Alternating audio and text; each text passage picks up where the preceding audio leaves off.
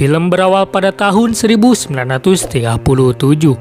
Seorang pria yang bernama Thor dan juga istrinya bernama Liv yang tinggal di sebuah pulau terpencil bernama Batu Hipa, tepatnya di Polinesia selama kurang lebih 10 tahun. Pulau ini terletak di sisi barat Samudra Pasifik, tetapi lebih dekat dengan benua Asia. Oleh karena itu, banyaknya ilmuwan menyebutkan bahwa penduduk asli tersebut awalnya berasal dari benua Asia. Lalu Thor menghabiskan waktunya dengan meneliti apapun yang ada di pulau itu, termasuk asal-usulnya. Suatu hari, Thor meneliti buah nanas dan menemukan kemiripan dengan buah nanas yang ada di Amerika Selatan. Dia pun mengira nenek moyang yang ada di pulau tersebut berasal dari Amerika, bukan dari Asia.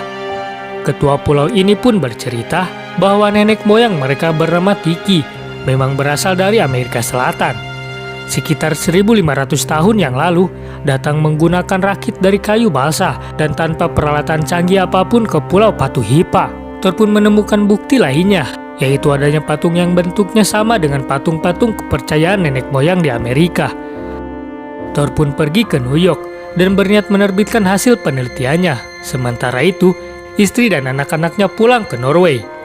Alih-alih setuju, sang penerbit malah menganggap Thor gila karena teorinya yang tak masuk akal. Sebab, menurut penelitian, sebelum era modern, tidak ada orang Amerika yang mampu berlayar mengarungi ganasnya Samudra Pasifik. Lalu sang penerbit pun menantang Thor untuk berlayar dari Peru menuju ke Polinesia, mengarungi Samudra Pasifik dengan menggunakan rakit. Thor pun mengambil tantangan itu, karena dia juga ingin membuktikan hasil penelitiannya.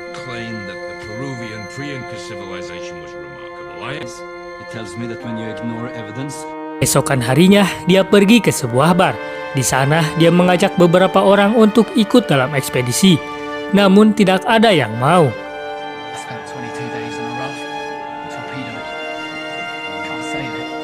Seorang pun tidak sengaja mendengarkan percakapan Thor, dan dia pun menghampirinya.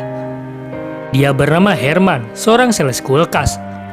Dia tertarik dengan ekspedisi yang Thor rencanakan, dan menawarkan diri untuk ikut. Setelah berbincang-bincang, mereka pun setuju lalu berteman.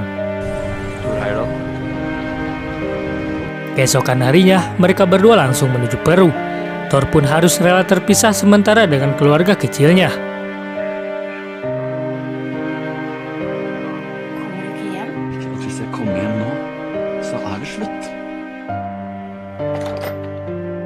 Sampai di Peru, mereka disambut dengan 3 orang temannya.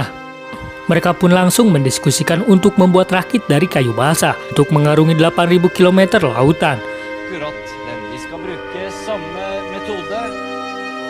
Posisi mereka di hotel. Thor dihampiri oleh seseorang yang bernama Ben. Ben tertarik untuk gabung dengan ekspedisi tersebut dan akan mendokumentasikan setiap momen perjalanan mereka. Thor pun langsung menyetujuinya.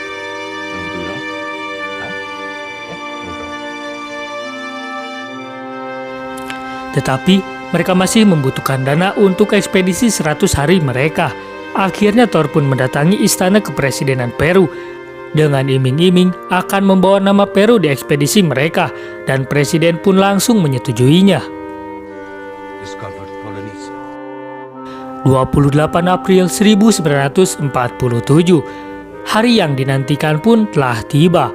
Thor dan kelima temannya berangkat menuju ke Pulau Polinesia dengan rakit yang diberi nama Kon-Tiki.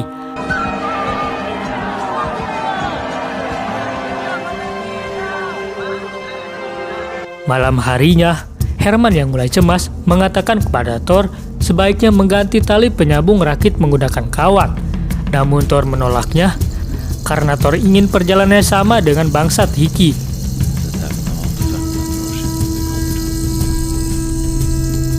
Keesokan harinya, mereka mencoba menghubungi pers melalui radio, namun tidak mendapatkan sinyal. Sore hari, mereka melihat kilatan petir sebagai tanda akan datangnya badai. Dan benar saja, malam hari badai menerjang. Mereka pun kewalahan dan mengakibatkan rakit mereka porak-poranda.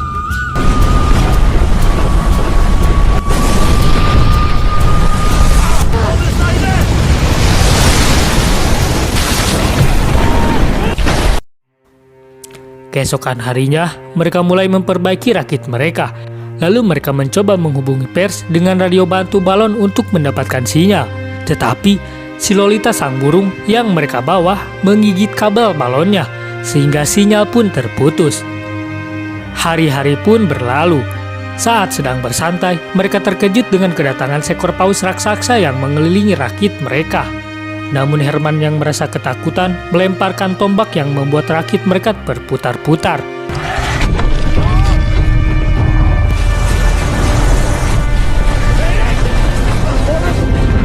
Herman dimarahi teman-temannya, namun Thor membela dan mewajarkannya. Minggu demi minggu berlalu. Tidak habisnya mereka dikejutkan dengan kejadian samudera.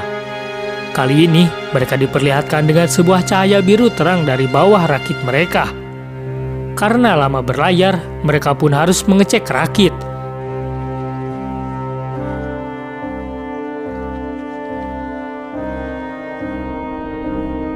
Beng pun turun dengan sangkar buatan mereka. Belum lama turun, ternyata seekor hiu melintas di hadapannya.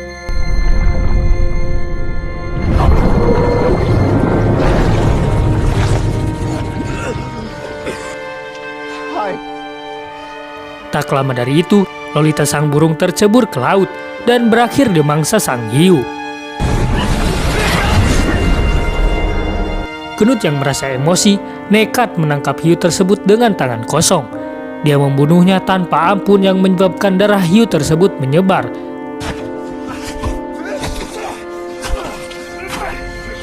Darah tersebut mengundang hiu-hiu lainnya.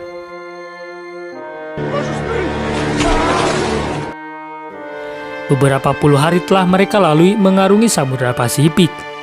Erik memberitahu kepada Thor bahwa kini mereka sudah berada di selatan, yang artinya perjalanan mereka akan segera berakhir. Kabar ini pun menjadi kabar paling bahagia untuk mereka berenam. Mereka pun terus menghubungi pers untuk memberi titik koordinat. Mereka juga melihat seekor burung camar yang artinya saat ini mereka sudah dekat dengan daratan. Namun, ternyata mereka harus melewati satu tantangan lagi, yaitu ada sebuah karang besar yang akan menghalangi mereka untuk sampai ke daratan. Herman pun memberikan ide, menggunakan gelombang ke-13, yaitu gelombang besar untuk berselancar, dan dapat membuat rakit mereka terdorong sampai ke daratan. Dimulai dengan melepaskan benda berat sebagai jangkar, dan ketika ombak ke-13 datang, tali jangkar pun diputus. Tapi ternyata sebelum ombak ke-13 datang, sebagian tali terputus, sehingga membuat mereka terpontang-panting dan Thor pun terjatuh ke lautan.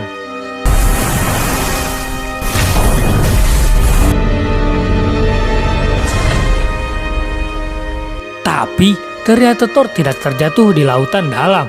Kakinya sudah bisa menapak, yang artinya dia sudah sampai di bibir pantai. Untuk pertama kalinya mereka menjejakkan kaki mereka kembali ke daratan setelah 3 bulan lebih lamanya di tengah lautan Samudra Pasifik yang mengerikan ini. Mereka semua pun sangat bahagia. Kini Thor dapat membuktikan teori yang selama ini dia teliti.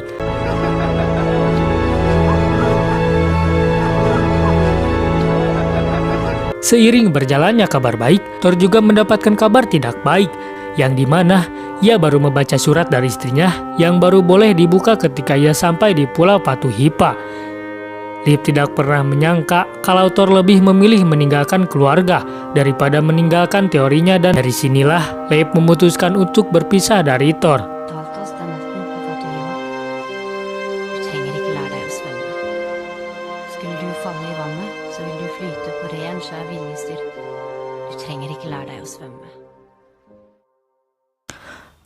Lalu Sin beralih kepada Thor dan kawan-kawan yang merayakan segalanya bersama orang-orang Polynesia. Dan film pun tamat. Pesan dari film ini, bahwa seberat apapun masalah yang kita hadapi, dapat diatasi jika diselesaikan dengan bekerja sama.